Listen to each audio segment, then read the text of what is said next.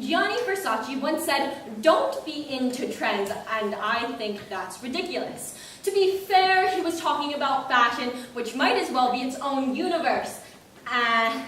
But some of the current trends, I think, are wonderful. Other trends, like Crocs, are awful and should burn. But that's fashion again, and Versace probably thinks I'm underqualified to talk about that. But linguistic trends are fabulous. Slang is the bee's knees and super groovy. One of my current favorites to be able to say is, "It's casual after I screw up," because everyone seems to laugh and love me anyway. Like this past week when I was riding my bike to class and my phone fell out of my pocket. It's casual. And the random stranger who helped me collect the pieces of my phone off the concrete laughed and went on her merry way. I don't know when "it's casual" became a thing, but it would have been helpful a couple of years ago when on the first day of me driving myself to school, I accidentally backed into my driveway and hit a refrigerator. It's casual. Of course, the time I think this would have been most helpful in my life was elementary school, when kids were mean and called me names to the point where, after going shopping with my mother and buying underwear, I would write those names on the tags instead of my own. And after a couple of months, I had a handful of tags that read Dumbo, the mustache Katir, and after a particularly horrifying incident on the bus on my way home after food poisoning, the third Vomiteer.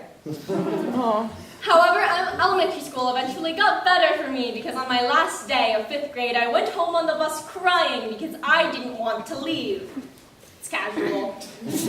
And then I hit middle school and everything went downhill again because I, like all of my peers, shopped at Hot Topic, but apparently I did it wrong. But that's all right. Because in middle school, we learned a lot of neat things. Like in 6th grade, they taught us about Greek and Latin roots, and how you have a root and a prefix and a suffix, and then you mash them all together, and you get a word that means something lexicologically. The Greek root pod, for instance, means foot and is the root of the word podiatrist, which means foot doctor, which is not to be confused with the Greek root ped, which means child. And mixed with the other root phile, you get the word pedophile, which means a person who loves children in a sexually gratifying way. And then you have the word pedestrian, which, you know, people walk on their feet, not on their children. But then you realize that ped is also a Latin root, which means feet too, and then you begin to realize that homonyms are the worst thing that has ever happened. But that's because English is the inbred child of language.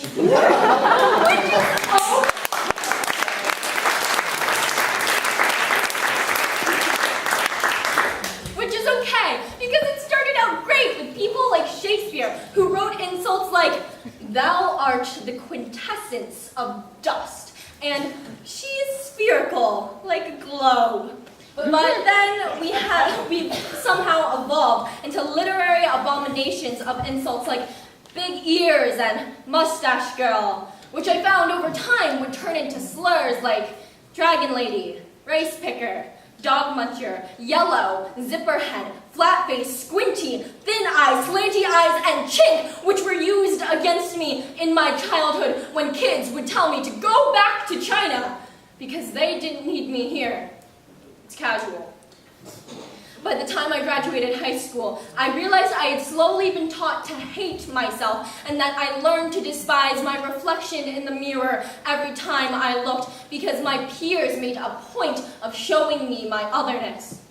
I grew up in a white, off-the-boat from Ellis Island Irish family, which means I grew up without someone who looked like me to look up to.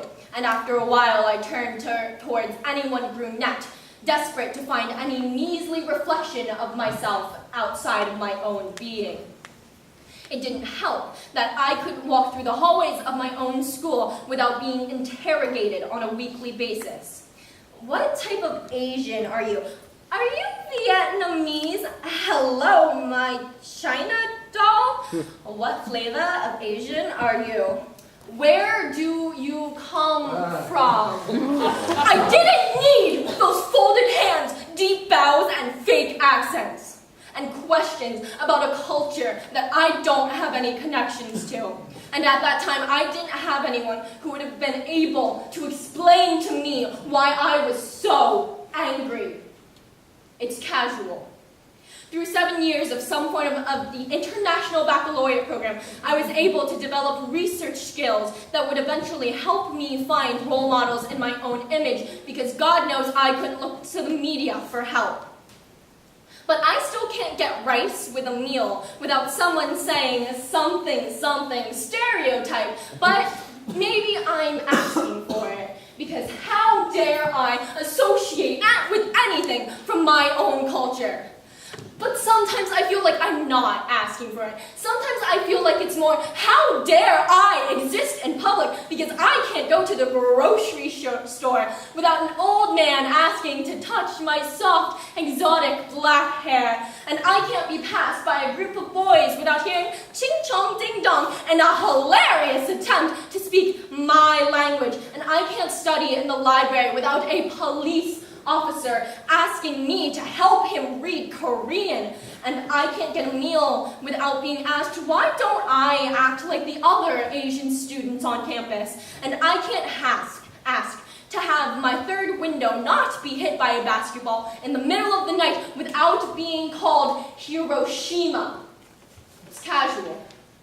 So language is fluid, and thus it can change and evolve over time. So maybe we'll reach a point where roots don't have to be Greek and Latin anymore, because you can't have casualties without casual. And maybe that's where scars and prejudice and death starts, because who crawls into the world hating themselves without being conditioned by casual little words and phrases like, you can't be a dumb Asian, why don't you look like your parents?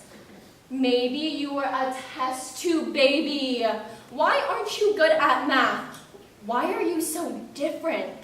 And who crawls out of the womb thinking that other people are inferior and worthless and would go into a California Walmart in May of 2014 shouting ethnic slurs while beating a 4-year-old and her father with a tire iron, and later telling police that it was upsetting that the child did not die because her parents could have gone back to China and had another?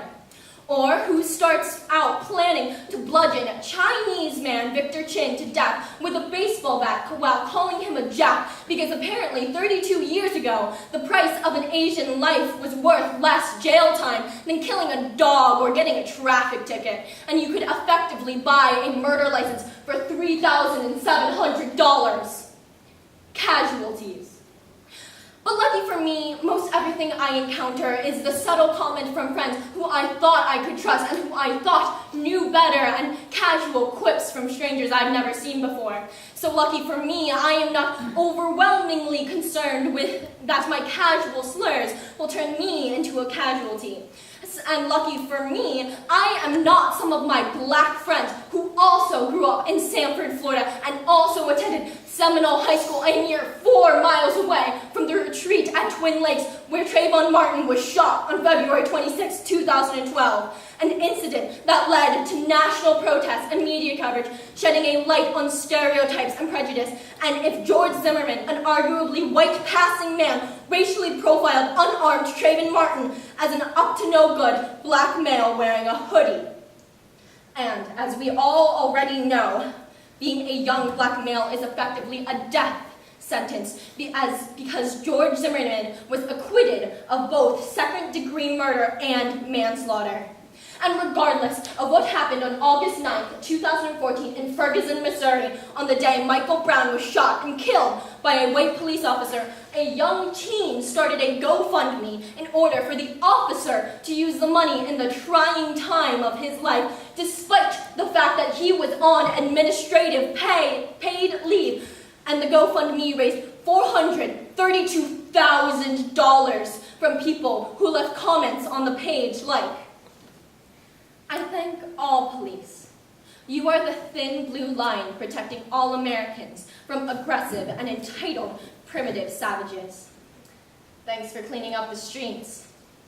I would have donated double this amount, but you missed his accomplice. God be with you. Don't let the savages win.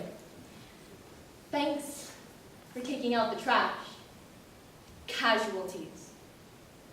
But it's casual, right?